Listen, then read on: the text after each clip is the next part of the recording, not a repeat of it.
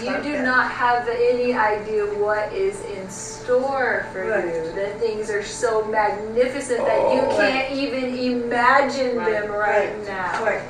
That's why you don't need to worry. And you don't need to worry because it's going to be glorious. And those who go to the other side wanted to go to the other side. It was their mission. They chose. Everybody chose. If you have your whole, you're going to be the only one left of your whole family.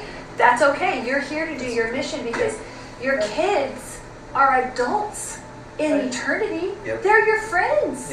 Your parents are your friends. They're not your kids. They're loaned to you for this short time. They're adults and they have their own missions and their own eternity to live. And they're making their choices now, and who knows what they're doing. But there is the